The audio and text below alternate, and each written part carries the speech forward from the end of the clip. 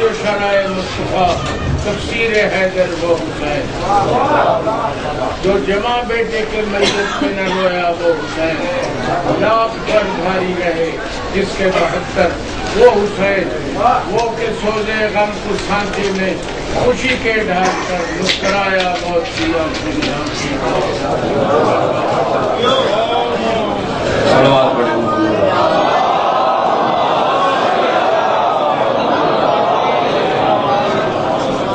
اعوذ باللہ من الشیطان الرجیم، بسم اللہ الرحمن الرحیم، لا حول ولا قوة الا باللہ العلی العظیم، حسبنا اللہ ونعم الوکیل، نعم المولا ونعم النصیر، الحمد للہ من اول الدنیا الى فنائها والآخرة الى بقائها، الحمد لله على كل نعمة، الحمد لله الذي هدانا لهذا وما كنا لنهتدي لولا أن هدانا الله، الحمد لله على نعمة الإسلام وكفى بها النعمة، الحمد لله على نعمة الولاية وكفى بها النعمة، الحمد لله رب العالمين، وصلى الله على سيدنا محمد وآله الطيبين الطاهرين المعصومين، سيما بقية الله في الأرضين، روحي وأرواح العالمين لتروا بمقدمه الفداء، صلوات الله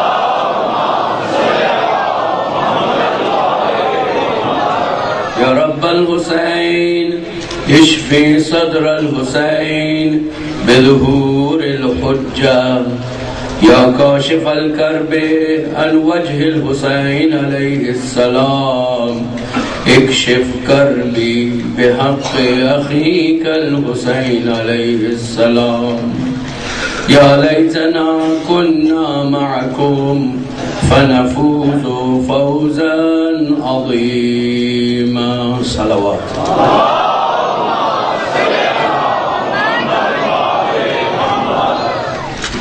خدا تعالیٰ کے شاکر ہیں نعمت اسلام پر، نعمت ولایت محمد و آل محمد پر، اس کے شکر گزار ہیں کہ 1437 ہجری قمری کے محرم کے عشرہ اول میں توفیق عطا فرمائی، عمر میں اتنی گنجائش عطا فرمائی کہ تجدید بیعت کر سکیں سید الشہداء اور ان کے مخلص اصحاب کے ساتھ۔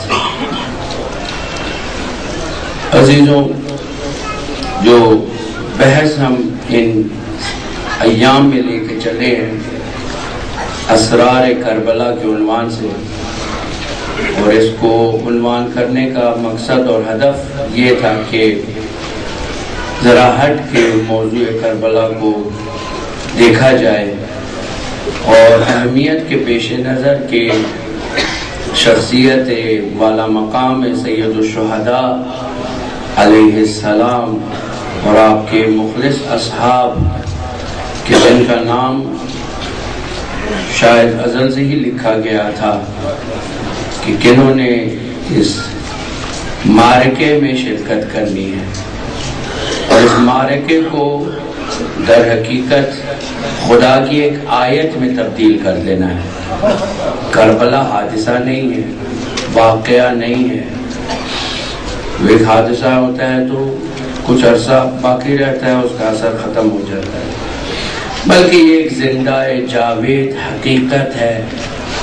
کربلا گویا کہ خود اب ایک موجود بن چکا ہے، یعنی خود کربلا صرف ایک زمین کا نام نہیں ہے، عاشورہ ایک دن کا نام نہیں ہے، بلکہ یہ ایک حقیقت ہے جس نے اپنے اندر بہت سارے اسرار کو چھپایا ہوا ہے، اور یہ برکت ہے خون سید الشہداء اور آپ کے مظلوم اصحاب اور یاران کی کہ یہ جو ہے وہ زمین اور یہ مکان، یہ دونوں جو ہے زمان اور مکان، یہ دونوں اس حدیث میں سمٹ گئے کہ کل یوم عاشورا و کل ارض کربلا، اور اس میں جو ہے وہ ہم نے اس نقطے کی طرف توجہ دی کہ یہ 10 دن جو ہیں یا 10 راتیں جو ہیں یہ صرف رونے کے لیے نہیں ہے، ثواب کی خاطر نہیں ہے، کہ اس کے لیے عشرہ ثانی سے تھوڑی سی لچک اپنی افکار میں ہم نے پیدا کی۔ پہلے عشرے کو ہم نے ایگزمپٹ کر دیا ہے، نہیں اس میں ضرور توسل کریں، اہل بیت سے لازمی ہے، پہلی رات سے آپ کرتے آ رہے ہیں، ماتم داری بھی ہو رہی ہے، لیکن فوکس کس چیز کے اوپر ہے؟ جب میں ماتم داری کر رہا ہوں، عزاداری کر رہا ہوں، مجلس سن رہا ہوں، کریا کر رہا ہوں، میری توجہ کس چیز پہ ہونی چاہیے؟ رونے پہ نہیں، بلکہ اپنی روح کو امام حسین کی نورانی روح کے ساتھ متصل کرنے پہ کوشش میری یہ ہونی چاہیے، توجہ میری اس چیز کے اوپر ہو، نیت میری یہ ہونی چاہیے کہ اگر یہ فرض کیا جائے کہ فرض یہ حقیقی فرض ہے کہ ان 10 دنوں میں حقیقتاً ہم خود کو خیمہ امام حسین میں دیکھیں، یعنی ہر مجلس جہاں کہیں بھی ہے، مولانا نے فرما دیا کل یوم عاشورا کل ارض کربلا، باقی دن ہو یا نہ ہو یہ 10 دن تو ضرور ہے، یہ 10 دن ضرور ہے، قطعاً یہ 10 دن ضرور کل یومن میں آتے ہیں۔ اور امام کیا چاہتے ہیں؟ امام کہتے ہیں بجا ہے کہ کل یوم عاشورا کل ارض کربلا، میں چاہتا ہوں کلکم حسین بن جاؤ، کلکم حسین، نہ یہ کہ تم اصحاب حسین بنو، نہیں، کلکم حسین، وہی حرارت جو میرے دل میں ہے وہ تمہارے دل میں آ جائے، حسین کے افکار تمہارے افکار میں تجلی پیدا کریں، تمہارے جسم امام حسین علیہ السلام کے جسم کے ساتھ مل جائے، نہ صرف جو ہے وہ محشور ہوگا، نہیں، وہ تو ہے، یہ تو ایک حقیقت ہے، شفاعت ایک حقیقت ہے، اس میں تو بحث ہی نہیں ہے، نہیں اسی دنیا میں رہتے ہوئے حسین کے ساتھ رہو۔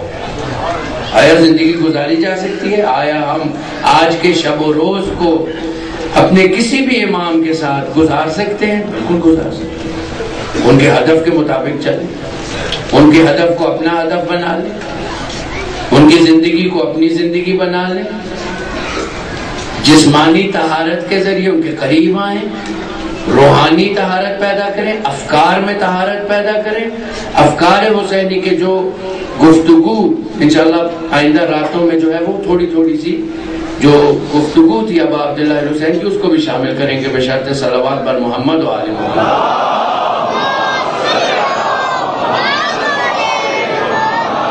اب اس سے پہلے کہ رسماً موضوع کو آغاز کریں، کیونکہ دعا رہ جاتی ہے اور بہت سے لوگوں نے کہا ہے کہ آپ دعا ضرور جو ہے وہ کیا کریں، آغاز میں ہم دعا کر لیں گے تاکہ جو ہے وہ آپ کی عزاداری بھی متصل رہے اور جو ہے اس میں رکاوٹ نہ آئے۔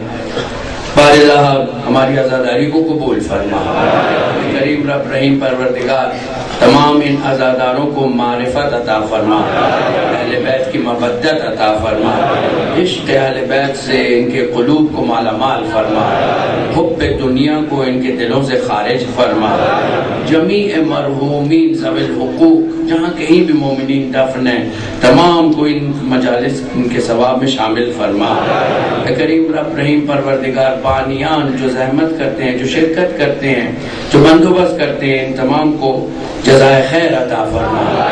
کریم رب رحیم پروردگار خصوصاً مجھے کہا گیا ہے کہ فضہ جناب محترمہ فضہ بیگم اختر رضا صاحب ان کے درجات کو بلند فرما، حاضرین کے مرحومین کے درجات کو بلند فرما، جمیع مرحومین مومنین کو شہداء کے ساتھ محشور فرما، شہداء کو شہدائے کربلا کے ساتھ محشور فرما، امام زمانہ کے ظہور میں تعجیل فرما، ہمارا یہ پرسہ در زہرا پر در امام زمانہ پر منظور فرما، امام کے ظہور میں تعجیل کے لیے بلندتر صلوات۔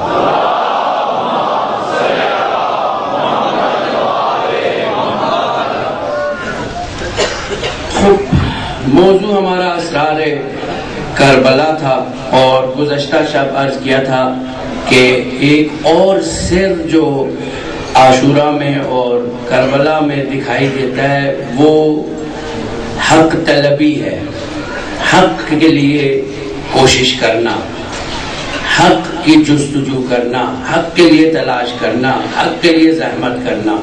خوب اس میں ایک جو بہت اہم چیز ہے، حق سے محبت سب کو، یہ عین فطرت ہے۔ ایک مثال بھی چھوٹی سی دی تھی گزشتہ شب کہ اگر کسی بچے سے اس کی کوئی بھی چیز کو کھلونا ہو گیا، اس کا فیڈر چھینا جائے تو وہ اعتراضاً روتا ہے، یہ اس کا رونا احتجاج ہے، یہ میرا حق ہے، مجھ سے چھینا گیا۔ اور اس کا مطلب ہے کہ یہ فطرت انسان میں ہے کہ اگر کسی کی کوئی چیز چھینی جائے وہ غم کا اظہار بھی کرتا ہے، غصے کا اظہار بھی کرتا ہے، تو یہ طبیعت میں ہے۔ بس حق طلبی ہر انسان کے اندر ہے۔ صرف یہ کہ میں طالب حق ہوں یہ کافی نہیں ہے۔ اب عبداللہ حسین علیہ السلام نے کر کے دکھایا کہ حق طلبی کے لیے کچھ چیزوں کا ہونا لازمی ہے۔ نمبر 1، حق شناسی کی ضرورت ہے۔ پہلے پہچانو حق کیا ہے، کون سی چیز حق ہے، کون سی چیز پر میرا حق ہے۔ یہ نہ ہو کہ مثال کے طور پہ میں بغیر شناخت کے دفاع کرنے چلے جاؤں، بغیر شناخت کے پرستش اور حق پرستی کرنا شروع، اپنے گمان میں کہ یہ حق ہے۔ اور اس طرح بہت کے ساتھ ہوا ہے۔ سمجھا ابن زیاد جو ہے یہ بھی جو بھی حاکم ہے وہ حق ہے، نہیں، جو حاکم ہے وہ حق نہیں، جس کے پاس زور ہے وہی حق ہے، نہیں۔ حق ولو مقتدر نہ ہو حق ہے، حق ولو حاکم نہ ہو لیکن حق ہے۔ ضروری نہیں ہے کہ حاکم ہی حق ہے، نہیں، یہ غلط ہے۔ بس حق کو پہچاننا لازمی ہے، حق کی پہچان، حق کی شناخت، حق شناسی لازمی ہے۔ خوب حق کیا چیز ہے، خلاصہ آپ کو بتا دیتا ہوں۔ حق یعنی وہ چیز جو خدا کی جانب سے ہے یا خدا کی جانب لے کے جا رہی ہے، یا من اللہ ہے یا الی اللہ ہے، یہ حق ہے۔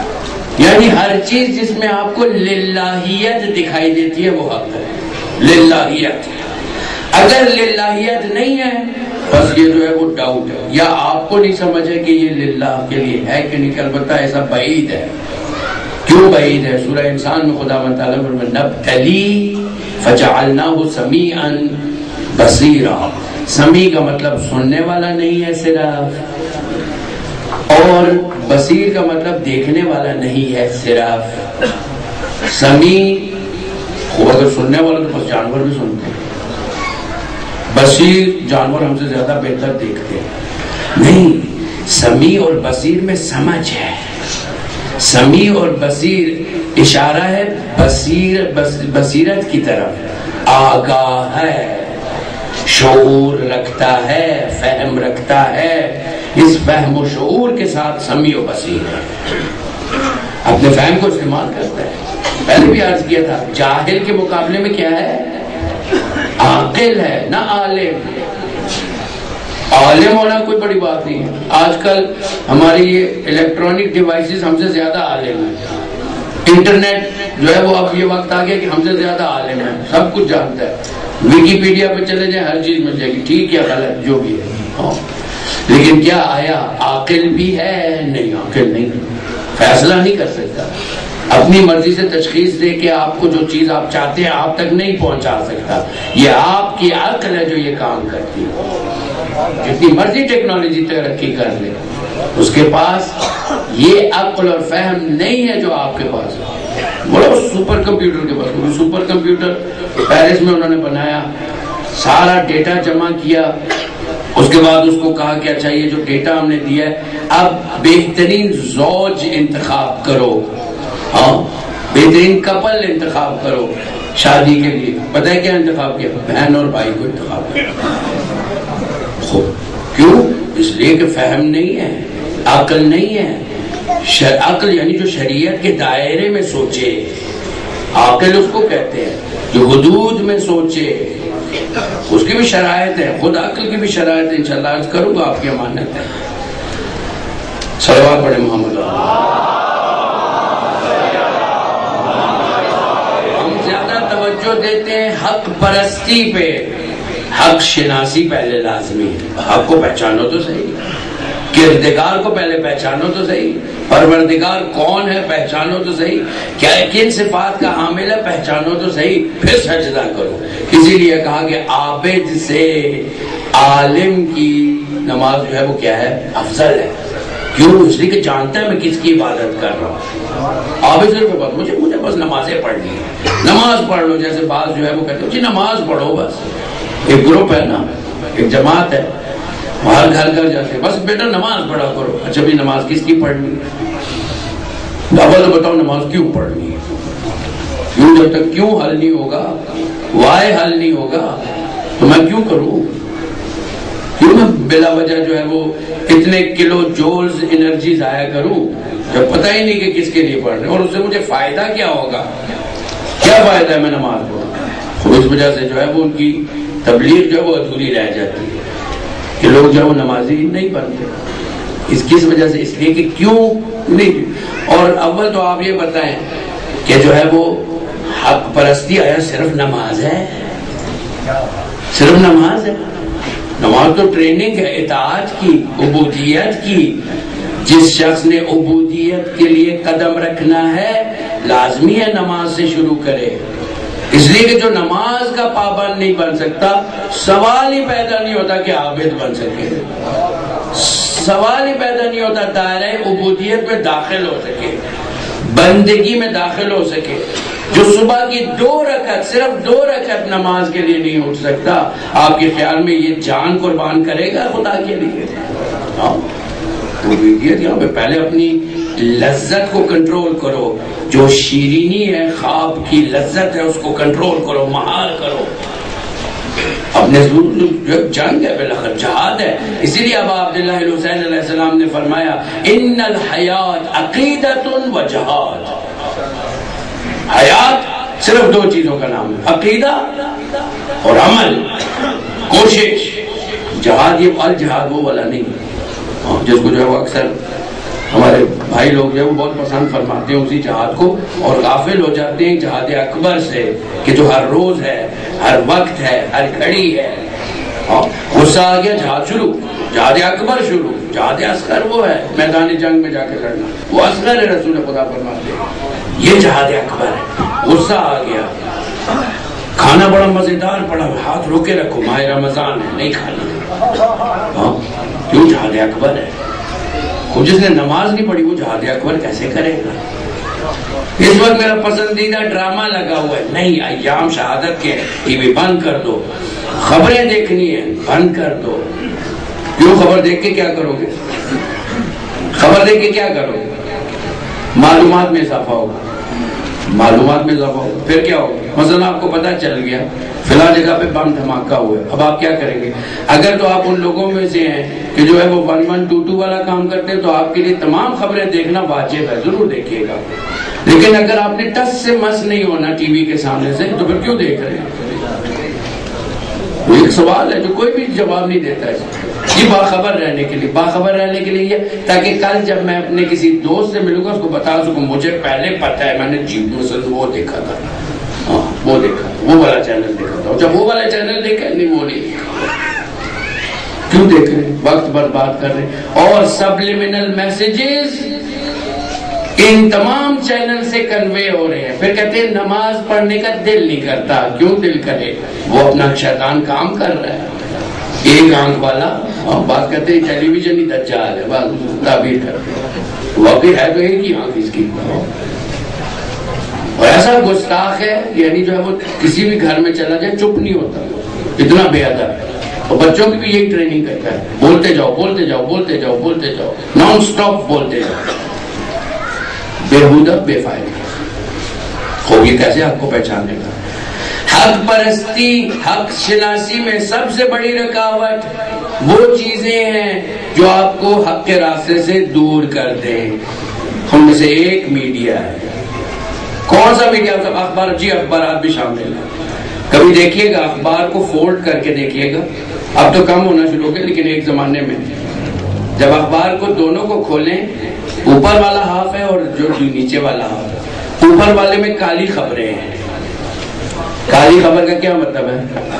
نا امید کرنے والی خبریں، مایوس کر دینے والی خبریں، سنسنی خیز خبریں جو آپ کو ہر طرف سے نا امید کر دے، اور اس کے بعد امید کہاں ہے؟ یہ دوسرے ہاف میں ہے جہاں اشتہارات ہیں، اور اشتہارات کبھی بلیک اینڈ وائٹ نہیں، کلر ہے.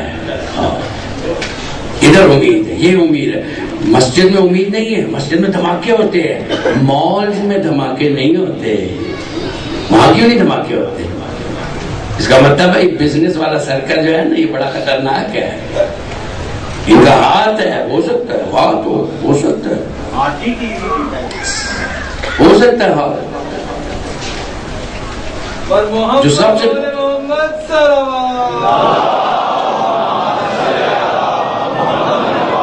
حق شناسی، لیکن اس کے لیے پہلے ان چیزوں کو ہٹانا پڑے گا. آ ہی نہیں سکتی حق شناسی جب تک یہ رکاوٹیں ہیں. پہلے شیطان کو نکالیں تاکہ حق کے دروازے آپ پر کھلیں. آپ کے پاس اتنا وقت ہو کہ قرآن پڑھ سکیں. وہ ایک راستہ ہی ہے، حق کی حمایت. اب جب پہچان لیا، معرفت حاصل ہو گئی، یہ حق ہے، اب اس کا ساتھ دینا ہے. کیا کریں؟ حق کی حمایت، آواز بلند کریں حق کے لیے. نمبر 2، حق کے ساتھ آواز بلند کریں. مثلا بیت المقدس کی آزادی کا مسئلہ حق ہے یا نہیں ہے؟ اب حمایت کیسے کریں؟ آواز بلند کریں. آواز کیا کہ نعرہ لگائیں سڑک پہ جا کے؟ نہیں، جہاں بھی بیٹھتے ہیں، جہاں بھی گفتگو کرتے ہیں، جہاں بھی آپ کا کوئی بھی سیشن ہوتا ہے، اسکول ہے، کالج ہے، جو اور گفتگو کر رہے ہیں، بیت المقدس کی بات کریں. حج کا مسئلہ ہوا ہے، حج کی بات کریں. یہ جو ہے وہ حمایت ہے. حق کی راہ میں چلنا. اب جو ہے وہ حق کو پہچان لیا، حق کے لیے آواز بھی بلند کی، حق کی راہ میں چلنا ہے. یعنی کیا؟ یہ ہے حق پرستی. وہ جو مانگ رہے خدا من تعالیٰ، آؤ اس راہ میں قدم رکھو. حق کی راہ میں اب چلنا بھی شروع کر دیا، اب اس میں خرچ بھی کریں. کیسے؟ معمولی سا خرچ کیا ہے؟ مال کے ساتھ، جان کے ساتھ، عزت کے ساتھ، آبرو خرچ کریں. یہ ساری مثالیں کربلا میں ہیں. امام حسین علیہ السلام کر کے دکھا رہے ہیں. حق یعنی سب سے پہلے آیا کربلا حق ہے یا نہیں ہے؟ کس لیے آپ نے آواز بلند کی ہے؟ امام فرماتے ہیں الا ترون الی الحق لا یعمل بہ، کیا تم نہیں دیکھتے ہو حق پر عمل نہیں ہو رہا؟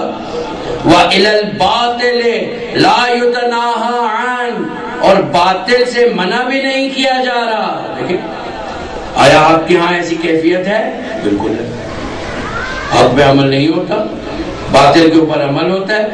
پھر فرماتے لَيَرْغَبِ الْمُؤْمِنُ فِي لِقَاءِ رَبِّهِ حَقًّا حَقًّا، ایسے میں کہ جب حق پر عمل نہ ہو رہا ہو، باطل سے روکا نہ جا رہا ہو، حق ہے مومن کے اوپر کہ وہ رغبت رکھے کہ کیا ہو جائے؟ لقاء رب، یعنی جو ہے وہ مر جانے کی امید رکھے، خدا سے ملاقات کی امید رکھے. یعنی فرمانے ایسے معاشرے میں زندہ رہنا جو ہے وہ کیا ہے؟ جیسے ٹیپو سلطان کہہ کے گیا، شیر کی ایک دن کی زندگی گیدڑ کی 100 سالہ زندگی سے بہتر. تو گیدڑ کون تھے؟ گیدڑ وہ ہیں کہ جنہوں نے ہمیشہ امت مسلمہ کو، مسلمان بھی تھے، بظاہر نماز بھی پڑھتے تھے، پشت سے خنجر مارنے والے تھے. کیوں؟ اس لیے کہ انہوں نے جو ہے وہ یہ سمجھا تھا کہ ہر چیز سعادت یہ کہ آپ کے پاس مال ہو. برطانیہ ایسے ہی حاوی نہیں ہو گیا تھا، ایک دن میں نہیں آ گیا تھا. مغلیہ دور کی سب سے بڑی حماقت یہ تھی کہ بصیرت نہیں رکھتے تھے، دوست اور دشمن کو نہیں پہچانتے تھے، غافل تھے. کیوں؟ اس لیے کہ عیاشی میں غرق تھے. ان کا صرف ہدف یہ تھا بس پرسوٹ آف پلیجر، عیش کرو، موسیقی، رنگا رنگ کھانے. کتنی یونیورسٹیاں بنائی ہیں 700 سال میں؟ ایک بھی نہیں. کتنے ہاسپٹل بنائے؟ ایک بھی نہیں. ایک بادشاہی مسجد بنا گئے اور مقبرے بنا لیے اور کیا کیا؟ یہ وہی حماقت ابھی بھی تکرار ہو رہی ہے. کیوں؟ آج بھی کوئی سوچنے کے لیے تیار نہیں. کبھی کبھی ہلکی سی آواز آپ کو میڈیا میں سنائی دے گی لیکن پھر خاموش ہو جائے گی. وہ کس لیے؟ اس لیے کہ میڈیا جو ہے وہ کیا کرتا ہے؟ خالص جھوٹ نہیں بولتا، یاد رکھیے گا، ملاوٹ کرتا ہے. 5% سچ ملاتا ہے اور اس کے ساتھ جو ہے وہ باقی 95% جھوٹ ہوتا ہے. اور مقصد کیا ہے؟ خوف اور مایوسی کے ذریعے سے آپ کو اس حد تک کمزور کر دے کہ آپ سوچیں ہی نہ ان موضوعات کے بارے میں۔ آج میڈیا اس جگہ پہ ہمیں لے آیا ہے، نفرت اس قدر پھیلا دی ہے، میڈیا نے پھیلائی ہے۔ جیو آن لائن وہ پروگرام جو ہے، معذرت، Geo online, Aalim online وہ پروگرام تھا جس نے نفرت کا بیج ڈالا ہے۔ آپ سمجھتے ہیں کہ جب بیٹھ کے وہ آپس میں گفتگو کر رہے ہوتے ہیں، بظاہر یہی نظر آتا ہے کہ جی دونوں عالم جو ہے وہ ایک ہی نقطے پہ پہنچ گئے، ایسا ہو نہیں رہا ہوتا۔ بہت سے ایسی چیزیں ہیں جن کو ڈسکس ہی نہیں کیا جاتا جان کے۔ آپ سمجھتے ہیں عوام کو سمجھ نہیں آتی، ذہن لاشعور جو ہے وہ آپ کے خیال میں خاموش بیٹھا ہوا ہے۔ نفرت وہاں سے پھیلی ہے اور باقاعدہ ایک اسٹریٹجی کے ساتھ یہ کام ہوا ہے اور ہو رہا ہے۔ لیکن ہماری کیا ذمہ داری ہے؟ یہ نہیں کہ ہم نے اپنا اسلام میڈیا سے نہیں لینا، میں اب تک کہتا ہوں انٹرنیٹ سے بھی نہیں لینا۔ آپ اپنا اسلام قرآن سے لیں، شہید مطہری کی کتابوں سے لیں، آپ کے علماء نے کتابیں لکھی ہوئی ہیں، جائیں پیسے خرچ کریں، پیسے خرچ کریں۔ فری کا تو اخبار بھی کوئی جو ہے نہیں پڑھتا، اگر جو ہے وہ پیسے دیے ہوں تو اشتہار بھی نہیں چھوڑتا، پیسے دیے ہوں تو پھر اشتہار بھی نہیں چھوڑتا۔ صلوات پڑھیں محمد۔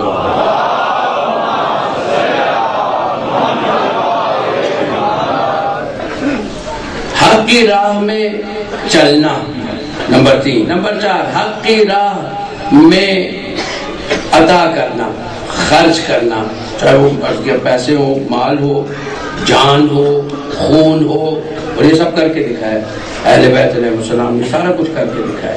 مال بھی خرچ کیا، جانیں بھی خرچ کی ہیں، عزت بھی خرچ کی، اپنی آبرو بھی خرچ کی ہے۔ حق پرستی میں پھر استقامت دکھانا۔ آپ جب خرچ کر رہے ہیں تو یہ نہیں کہ آدھے راستے میں جو ہے مثال کے طور پہ ہاں جی نیگوشیشن ہو رہے ہیں، ابھی مذاکرات شروع ہو گئے، نہیں، کوئی مذاکرات نہیں۔ جب آپ نے حق کو پہچان لیا تو آخر تک جانا ہے۔ یا یہ کہیں کہ میں نے حق کی تشخیص نہیں دی صحیح طریقے سے، پھر آپ جو ہے وہ آپس میں مشورہ کریں۔ مذاکرات کا کیا مطلب ہے؟ مجھے نہیں سمجھ آتی، مثال کے طور پہ ہماری قوم میں یہ کہاں سے یہ فکر آئی کہ جو ہے وہ آیا، یہ حسینی فکر ہے کہ جنازے آپ کے پاس پڑے ہوئے مذاکرات کرنے حضرات اندر گئے ہوئے، کس چیز کے مذاکرات؟ اور مذاکرات میں کیا کہا جاتا ہے کہ ہمیں تحفظ فراہم کیا جائے، ان کو تو خود تحفظ نہیں ہے، وہ آپ کو کیا دیں گے؟ کس چیز کا تحفظ دیں ہم؟ یعنی چاہے حضرت اسرائیل آپ کی روح کو قبض نہ کریں، کر سکتے ہیں وہ؟ یہ انسان سوچے تو صحیح۔ مذاکرات کیا ہوتے ہیں؟ مذاکراتی کمیٹی بنا دی گئی، مذاکراتی کمیٹی نے اگر پہلے کرنا ہوتا تو یہ سانحہ ہی نہ ہوتا، لیکن کچھ بھی نہیں ہے، ان کے اختیار میں کچھ نہیں ہے، اس لیے کہ اختیار اس کے پاس ہے جو واشنگٹن میں بیٹھا ہوا ہے، وہ اختیار اس کے پاس ہے جو لندن میں بیٹھا ہوا ہے۔ تبھی تو جب بھی کسی سیاستدان کے ساتھ کچھ ہو، پہلی جگہ جو آتے ہیں مکہ نہیں ہے، سب سے پہلے لندن جاتے ہیں، اس لیے کہ وہاں پہ مدر بیٹھی ہوئی ہیں۔ یہی تو کہتا تھا نا آپ کا سب سے پہلا صدر سکندر علی مرزا، میم کہتا تھا، میم۔ ایسے کوئی صدر بنائیں گے؟ ایسے کو تھوڑی بنائیں گے کہ جس کے رگوں میں جو ہے وہ پاکستان کا خون دوڑتا ہو، بنائیں گے اس کو برطانیہ کا خون دوڑتا ہو۔ کبھی بھی نہیں ایسے کو لے کے آئیں گے جو عوام کی فکر کرتا ہو، اپنی جیب کی فکر کرتا ہو، یا وہ جو کارپوریٹس ہیں ان کی فکر کرتا ہو، وہ چند خاندان ہیں ان کی فکر کرو، ان کے بچوں کی فکر کرو، عوام کی کون فکر کرتا ہے؟ آپ کو جو ہے بس وہ میڈیا کے ساتھ سرگرم، کسی کو ڈرامے کے ساتھ، اور مختلف چینلز میں، اور سب چینلز کی ایک ہی آواز ہے، غور سے دیکھیں سب ایک ہی ہے۔ ابن زیاد اور یزید میں کوئی فرق نہیں ہے، رائے برابر بھی فرق نہیں، شمر میں، عمر سعد میں، ابن زیاد میں کوئی فرق نہیں ہے، مختلف چینل ہیں، بات ایک ہی کر رہے ہیں، بات سب ایک ہی کر رہے ہیں، کبھی حق نہیں بولیں گے، ملاوٹ کر کے بولیں گے۔ ضرور پڑے محمد، ڈٹ جائیں حق کے راستے میں، چاہے جو مرضی ہو جائے۔ کربلا کہتا ہے چاہے اکیلے رہ جاؤ، فردن وحید، اکیلے رہ جاؤ، اکیلے کھڑے ہو، سب کام آ گئے، سب شہید ہو گئے، کہا اب حسین سے بات کرتے ہیں، کیا بات کرو گے؟ واپسی کا تو کوئی سوال ہی پیدا نہیں ہوتا، تم باز آ جاؤ، ہاں یہ سوال پیدا ہوتا ہے، تم کیا کرتے ہو؟ تو بڑے بڑے عجیب مناظر اس کربلا میں جو ہے وہ نہ صرف خود کربلا میں، کربلا تو در حقیقت رزلٹ تھا، اس سے پہلے سفر کے دوران مکہ میں، اور یہ دیکھنے کی ضرورت ہے، پڑھنے کی ضرورت ہے کہ خدا را آج کر محرم اور سفر کا مہینہ ہے، 10 دن آپ نے مجالس سن لی، آگے کم از کم ایک کتاب ضرور پڑھیے گا تاریخ کربلا، وہ ایک مقتل ضرور پڑھے۔ سب سے اوتھینٹک مقتل سید ابن طاووس کا لغوف ہے، ابھی مخلف کا مقتل ہے، وہ پڑھیے گا، اردو میں ترجمہ ہوا یہاں پہ موجود ہے، چھوٹے چھوٹے ہیں، پڑھیں اس کو، تاریخ کو پڑھیں، علت کو سمجھیں، کیوں ابا عبداللہ حسین علیہ السلام مجبور ہو کے قیام کرنے پہ مجبور ہیں، اس لیے کہ اسلام ختم ہو چکا تھا، نہ کہ ہو رہا تھا، ختم ہو چکا تھا۔ آخری 6 حق پر قربان ہو کر سعادت یہ ہے کہ میں حق پر قربان، حق چاہے بعض اوقات الیکشن میں لوگ اس قسم کی ایک تصویر بناتے ہیں، دیکھو یہ جو کینڈیڈیٹ ہے نا یہ مومن ہے، متقی ہے، کام کرنے والا ہے، لیکن اس کے بعد پیسے کوئی نہیں، اشتہار لگائے، پیسے ہی کوئی نہیں، ہمیں کچھ کھلائے شلائے، کوئی روٹی شوٹی کھلائے۔ ہاں پاکستان میں تو یہ ہے، کیمپین کامیاب کرنی ہے، دیگیں پکا لیں، پوسٹر چھاپ دیں، گھروں کو ایسے ڈیکوریٹ کر، میں یہاں سے جاتا ہوں مثال کے طور پہ قصور تو رستے میں جو ہے وہ ایسے جیسے شادی ہو رہی ہے، گھر کو سجایا ہوا، اس لیے کہ یہ عوام وہی عوام ہے کہ جن کی جو عقلیں ان کی آنکھوں میں ہیں، لوگوں کی عقلیں ان کی آنکھوں میں تھوڑی دھوکہ کھا رہے ہیں۔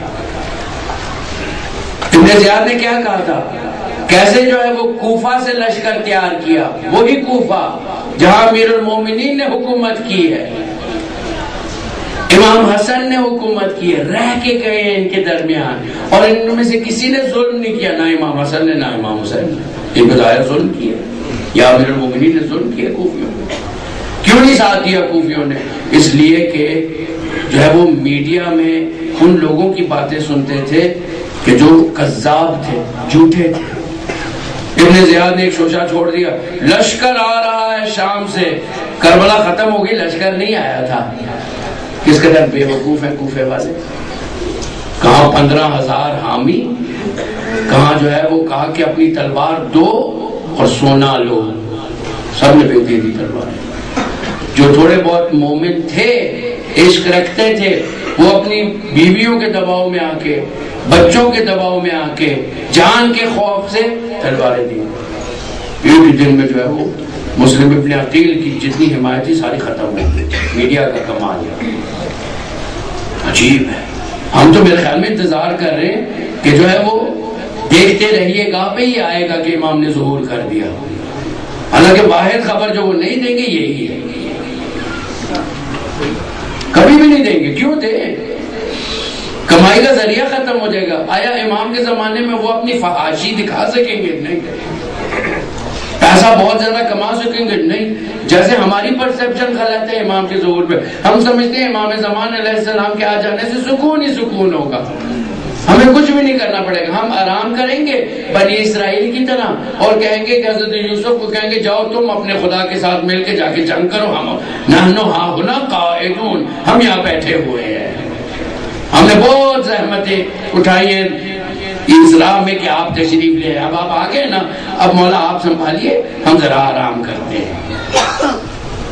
اگر اس امید سے امام کا انتظار کر رہے ہیں تو یہ خیال باطل ہے۔ امام آگے تو چھٹیاں ختم، آرام ختم، 2 نمبری ختم۔ اس لیے کہ امام نے 1,24,000 کو خدا نے جس کام پہ بھیجا تھا، ائمہ نے اتنی زحمت کی ہے کہ ایک آئیڈیل نظام دکھائیں، ایک مدینہ فاضلہ دکھائیں کہ جہاں پہ ظلم نام کی کوئی چیز ہی نہ ہو، بھیڑ اور بھیڑیا اکٹھے زندگی گزارے۔ اور کسی مومن کو اگر مدد کی ضرورت ہے، جیب میں ہاتھ ڈالے دوسرے مومن کے، وہ مومن بھی جو ہے وہ ناراض نہ ہو، یہ مومن بھی زیادتی نہ کرے، جتنے چاہیے اتنے۔ اور یہ تھوڑی سی جھلک انقلاب نے دکھائی ہے۔ سپاہی پاسداران کی شروع میں تنخواہیں نہیں ہوتی تھی، میز کے اوپر رقم پڑی ہوتی تھی، جس کو جتنی چاہیے اٹھا کے لے جائے، ایک جھلک تھی۔ ہلکی سی جھلک تھی کہ ایسے بھی ہو سکتا ہے. اور بڑی جھلک یہ کہ ایک نظام آپ کے سامنے ہے. اتنا فاسد نظام تھا کہ ہمارے یہاں پہ بعض لوگوں نے مجھے بتایا کہ ہم جو ہے وہ جب تک رضا شاہ پہلوی تھا ہم ایران سوچتے بھی نہیں تھے کہ جائیں. علامہ اقبال ایران نہیں گئے اور صرف اسی وجہ سے نہیں گئے کہ ظالم حاکم وہاں پہ بیٹھا ہوا ہے. بہت سے لوگوں کو یہ نہیں پتا. اتنی شاعری ایران کے بارے تہران ہو کر عالم مشرق کا جنیوا. کیا شاعر ہو سکتا نہیں. ممکن ہے ہاں ممکن ہے کہ قرۂ ارض کی تقدیر ادھر جائے. تہران کب دیکھ رہے ہیں؟ جو ابھی جو ہے وہ تہران فاسد حاکم بیٹھا ہوا ہے. فارسی میں بھی بڑا عجیب شعر کا ہے. میر اسد مردی کہ زنجیر غلامان بشکند دیده هم از روزن دیوار زندان شما. آئے گا ایک مرد جو آ کے تمہاری زنجیروں کو توڑ دے گا, آزاد کر دے گا. دیده هم دیکھا ہے میں نے. دیوار زندان کی دیوار میں جو روزنہ ہے نا چھوٹا سا سوراخ اس میں سے دیکھا ہے. اقبال کیا دیکھ رہے تھے؟ اقبال بلاخر جو ہے وہ دیکھیں کئی دفعہ لوگ جو سمجھتے ہیں کہ روحانیت کے لیے مثلا جو ہے وہ تقوی اور دینداری یہ دو علیحدہ چیزیں. ایک جو ہے وہ تقوی کے معنی کیا ہے؟ تقوی کے معنی یہ نہیں ہے کہ کوئی چیز لینا, کوئی کام انجام دینا. تقوی کے معنی یہ ہے کہ کچھ نہ کرنا. جیسے میں نے عرض کیا تھا حضرت آیت اللہ بہجت رضوان اللہ تعالی علیہ فرمایا کرتے تھے کہ لوگ اکثر مجھ سے پوچھتے ہم کیا کریں کہ متقی بن جائیں. میں جواب دیتا ہوں کہ اکثر لوگ مجھ سے یہ پوچھتے ہیں کہ ہم کیا کریں کہ متقی بن جائیں. میں کہتا ہوں کہ ہم کیا نہ کریں کہ متقی بن جائیں. متقی کا مطلب یہ کہ جھوٹ مت بولو, ریا نہ کرو, غیبت نہ کرو, حرص طمع نہ رکھو, نہ یہ چیزیں جو ہے اگر ان غفلتوں سے انسان پاک ہو جائے تو متقی ہے, متقی میں آ جاتا ہے. اب آگے وہ کیا کرتا ہے یہ ایک علیحدہ معاملہ ہے. لیکن یہ غفلتیں, یہ حجاب, یہ ظلمات دور کرنا لازمی ہے. مومن کے لیے اچھا اخلاق رکھنا لازمی چیز ہے. سوال ہی پیدا نہیں ہوتا کہ بغیر اچھے اخلاق کے کوئی شخص متقی ہو سکے. سوال ہی پیدا نہیں. اور ہدی للمتقین یہ کتاب ہے ہی صرف ہدایت کس کے لیے؟ متقین کے لیے. متقین نہ مسلمین کے لیے. حالانکہ قرآن خود کہتا ہے کہ یہ کتاب نازل ہوئی ہے للناس, سب کے لیے, تمام انسانیت کے لیے. ناس کے لیے ہے لیکن ہدایت صرف متقین کے لیے. اب اس کا کیا مطلب ہے؟ آیا پابندی لگائی ہوئی ہے خدا نے کہ کوئی زنجیریں لگی ہوئی ہیں, کوئی گیٹ پہ تالا لگا ہوا ہے, قرآن جو ہے وہ بند ہے, ترجمہ نہیں نظر آئے گا؟ نہیں, خدا سب کانشیس کی بات کر رہا ہے, ضمیر کی بات کر رہا ہے, قلب کی بات کر رہا ہے. قلب سمجھ ہی نہیں سکے گا, عقل سوچ ہی نہیں سکے گی, بدن انجام ہی نہیں دے سکتا جب تک کہ متقی نہ ہو, جب تک کہ اپنے قلب میں سے جو ہے وہ بیماریوں کو باہر نہ نکال دے. ایک چھوٹا سا غصہ مانے ہو جاتا ہے, چھوٹا سا غصہ باعث بنتا ہے کہ ہم متقی نہ ہوں. اور میں نے پہلے گزشتہ روز بھی عرض کیا تھا سٹیمپ ہمیشہ اپنے ہاتھ میں رکھیں. ہر چیز امتحان ہے, امتحان ہے, امتحان ہے, بہتری کی طرف جا رہے. جتنے حادثات اب تک ہوئے ذرا ان کو ایک دفعہ دیکھیں. ہر حادثے میں خیر اور برکت تھی. اس کے سائیڈ ایفیکٹس دیکھیں بہت اچھے تھے. خدا متعالی مثلا مکہ کا واقعہ میری نظر میں بہت زبردست واقعہ ہے. یہ نہ ہوتا ہرگز نفاق کا چہرہ ان کے اوپر منہ سے نہ اترتا. کتنے عرصے سے ہم کہہ رہے ہیں یہ ظالم ہیں, یہ مسلمان بھی نہیں ہیں, یہ سب ڈرامہ ہے. نہ یہ اس نبی کو مانتے ہیں کہ جہاں کے یہ خادمین ہیں, نہ اس کعبہ کو مانتے ہیں. اور میرے ساتھ جو ہے وہ حج پہ ایک شخص تھے یہیں لاہور سے, بحث چھڑ گئی کہ جی آیا ان کا عقیدہ ہے کہ قرآن کعبہ کو دیکھنا عبادت ہے. میں نے کہا ان کا جو ہے وہ کعبے کو ہاتھ لگانا, کعبے کو چومنا ان کے یہاں ہے نہیں, یہ بدعت سمجھ ہو ہی نہیں سکتا. کیونکہ بحث یہ ہو رہی تھی کہ جو کام کر رہے ہیں ان کو کتنا ثواب ہوا, ان کو کوئی ثواب نہیں ہے. کیوں؟ عقیدہ ہی نہیں ہے. ہم مکتب میں چلے گئے, وہاں پہ ہمارے ایک بنگالی بھائی تھے, ان سے جو ہے وہ پوچھا گیا. جب میں نے سوال کیا میں نے کہا یہ ہمارے بھائی جو ہے وہ تھوڑے سے جو ہے وہ مختلف قسم کی جب وہ باتیں سنتے رہتے ہیں تو جو ہے وہ کہہ رہے تھے کہ کعبے کو دیکھنے کا کوئی ثواب ہوتا ہے. میں نے کہا یار کوئی ثواب نہیں ہوتا. کوئی ثواب نہیں, نماز پڑھو کوئی ثواب نہیں. میں نے کہا نہیں ہے نا, ہاتھ لگانے کا بھی کوئی ثواب, کوئی ہاتھ سے ثواب نہیں. میں نے کہا بالکل بہت شکریہ, بہت مہربانی. جب باہر نکلے تو مجھے کچھ کہنے کی ضرورت ہی نہیں تھی, بیچارے چپ کر کے چلتے رہے میرے ساتھ. اس قدر بد نصیب ہیں, بدبخت ہیں. اس کی غرض ہی نہیں. کعبہ ان کے لیے ایک درآمد ہے, ایک آمدنی ہے, ایک امت مسلمہ کو کنٹرول کرنے کا طریقہ ہے. الا ترون الی الحق لا یعمل به والی الباطل لا یتناہى عنہ لیرغب المؤمن فی لقاء ربه حقا حقا. آگے فرماتے ہیں فإنی لا اری الموت الا سعادہ. ایسے میں موت کو اپنے لیے سوائے سعادت کے اور کچھ نہیں سمجھتا. جب حق میں عمل نہیں ہو رہا تو میرے زندہ رہنے کا فائدہ کیا ہے؟ جب برائی سے منع نہیں کیا جا رہا تو میرے زندہ رہنے کا کوئی حاصل حصول نہیں ہے. یعنی بتا رہے تم بھی ایسے ہو جاؤ, یہ میری فکر ہے, یہ تمہاری فکر بھی ہو. مولا یہ فرمانا چاہتے ہیں, یہ نہیں کہ یہ 61 ہجری و 60 ہجری میں بیان ہو کے ختم ہو گیا, نہیں, آپ کے لیے ہیں یہ جملے. آج یہ جملے باقی اسی لیے تاکہ آپ تک پہنچے, تاکہ آپ کے افکار حسینی افکار میں تبدیل ہو. فرماتے ہیں والحیات مع الظالمین الا برما, اور ظالموں کے ساتھ زندگی خاری اور پستی کے سوا کچھ نہیں. ایسے دن میں ایسی جگہ سانس لینا, ایسی ہوا میں سانس لینا جہاں ظالم ہو, یہ ذلت ہے, رسوائی ہے. سلوات پڑھی گا.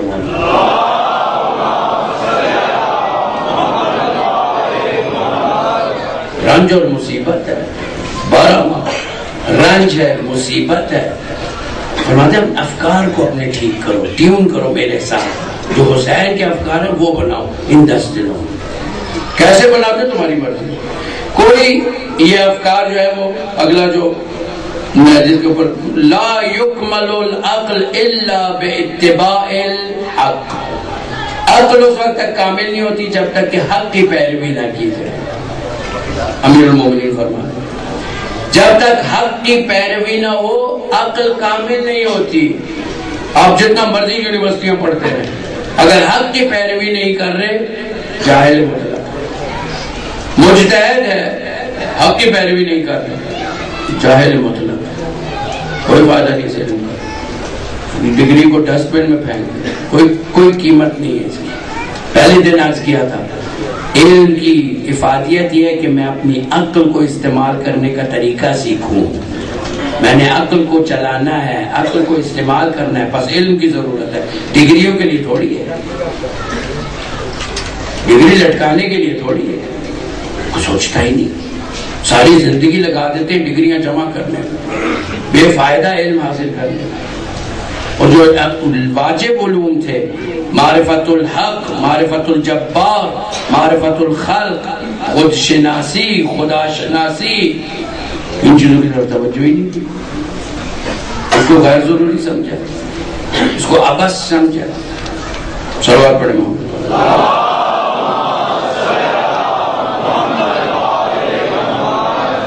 بس معرفت کا ایک جز یہی ہے, حق طلبی. یہ سارا کچھ حق طلبی ہے. آپ کو ایک میسج کربلا سے ہی آ رہا ہے, حق طلب بنو, طالب حق بنو ساری زندگی, جہاں بھی ہو, جس کام میں بھی ہو, حق کے علاوہ کسی چیز کا ساتھ نہ دینا. چاہے جاب میں ہو, دیکھو اگر ظالم ہے, ظلم کر رہا ہے عوام کے اوپر, یہ جاب حلال نہیں ہے. چاہے جو بھی ہو, نہیں نہ کہیں کہ جو ہے وہ پورا سسٹم پھر جو ہے وہ خراب ہو جاتا ہے. امام کہہ رہے تم اس کا جز نہ بنو, تم اس کا جز نہ بنو. سب اپنے محمد.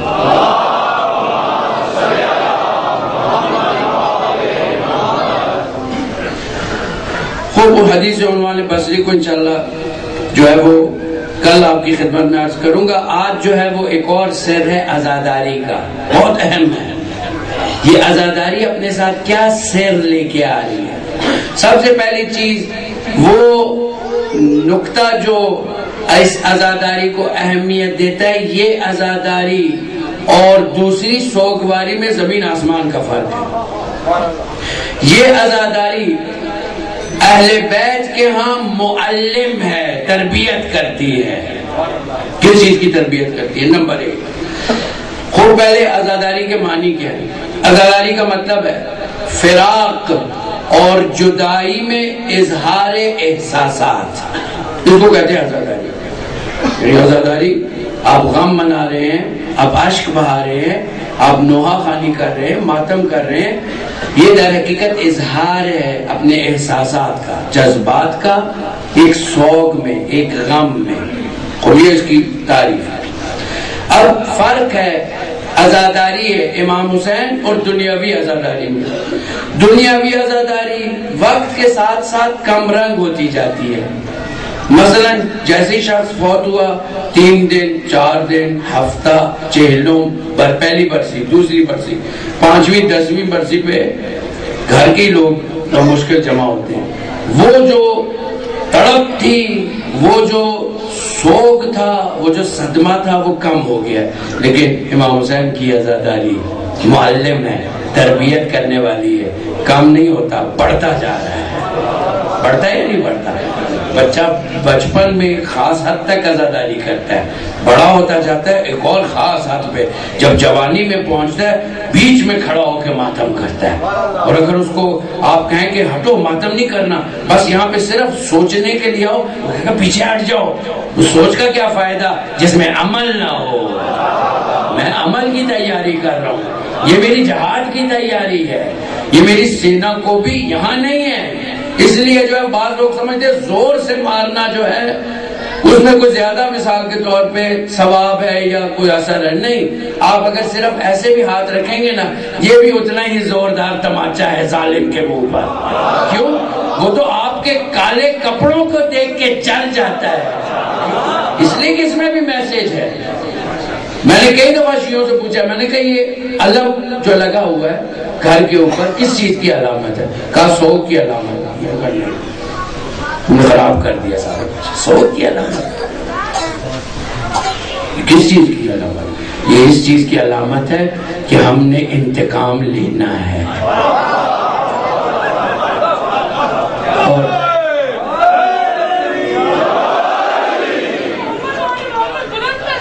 ہم نے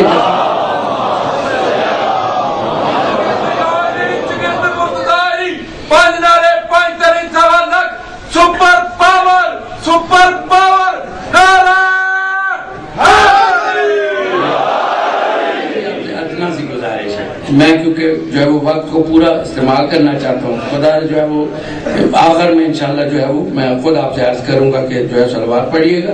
ایک صلوات پڑھ دیجیے.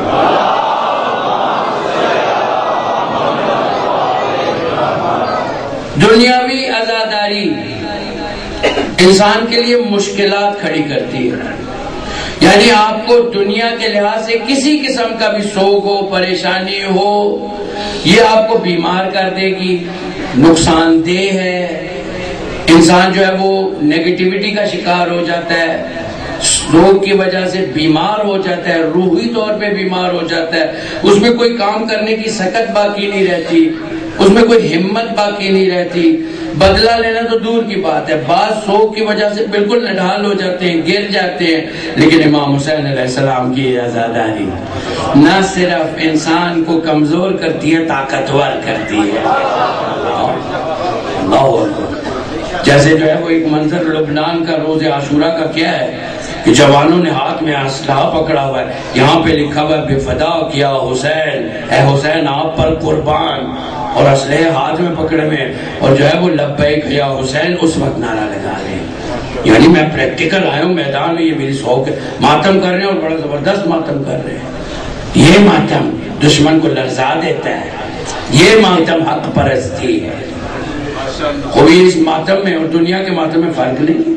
یہ ماتم جتنا مرضی آپ کریں آپ تھکتے نہیں ہیں. البتہ اگر اس نیت سے خدا کے لیے کر رہے ہو, اگر دکھاوے کے لیے کر رہے ہیں پہلے ہی نوئے پہ تھک جائیں گے. اگر اس لیے کر رہے ہیں سامنے والا دیکھے, بات جو ہے وہ نعوذ باللہ خراب کرتے, ریکارڈنگ ہو رہی ہے. خدا کے بندے وہ جو ریکارڈنگ ہو رہی ہے وہ زیادہ بہتر ہے, اس کے لیے کرو. صلوات پڑھے محمد.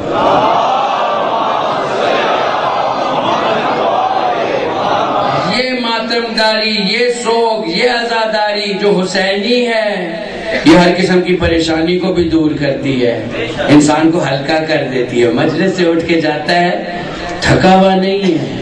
اگر للہ آیا تھا خوب ایک بدنی تھکاوٹ ہے, وہ نارمل چیز. یہ نہ سمجھے کہ اگر میں تھک گیا ہوں تو میں مومن نہیں ہوں. نہیں, وہ طبیعی چیز ہے, فطرت ہے. خداوند تعالیٰ نے نظام بنائے, ورنہ اگر خدا یہ تھکاوٹ جسمانی نہ بناتا, آپ میں سے پہلی محرم کو آپ آتے, عاشور کو دن جنازے جاتے باہر. وہ خدا نے بنائے اسی لیے یہ تھکاوٹ, کہ آرام کریں, اگلے دن اور فریش اٹھ کے جائیں. یہ اگر تھکاوٹ نہ ہو, یہ نسیان نہ ہو, بھول جانا نہ ہو, انسان اس دنیا میں زندگی نہ گزار سکتا. یہ نعمتیں ہیں خداوند تعالیٰ کی. صلوات پڑھے محمد.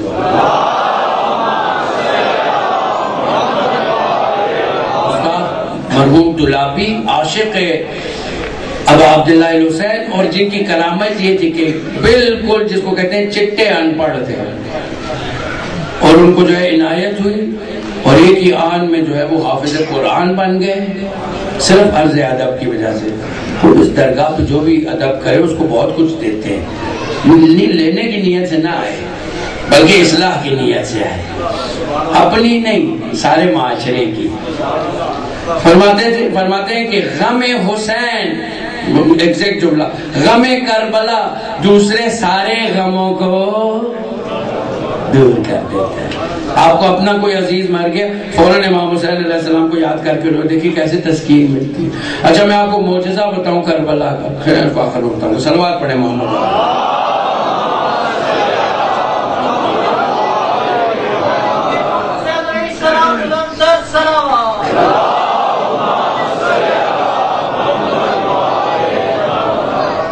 خوب یہ عزاداری اور کیا کرتی ہے, ایک اس عزاداری کا اہم کام کیا ہے, اجتماعی طور پہ آپ کو تیار کرنا.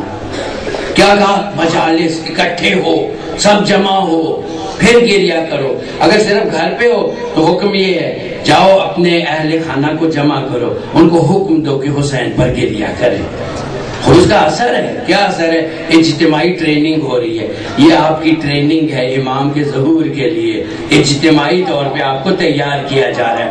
نظم ہم عزاداری میں سیکھتے ہیں, اخلاق ہم عزاداری میں سیکھتے ہیں, تربیت ہم عزاداری میں سیکھتے ہیں, بزرگوں کا احترام ہم عزاداری میں سیکھتے ہیں, بچوں پر شفقت ہم عزاداری میں سیکھتے ہیں. کوئی اگر پیدل چل کے جا رہا ہے اور کسی کے پاس گاڑی ہے وہ روک لیتا ہے, کہتا بھائی کہاں جا رہے ہو. عام دنوں میں اپنی گاڑی میں نہیں بیٹھتا, عزادار ہے بٹھا کے لے کے جاتا ہے. یہ یہاں پہ سیکھتے ہیں. دوسرے کا غم دور کرنا اسی عزاداری میں سیکھتے ہیں.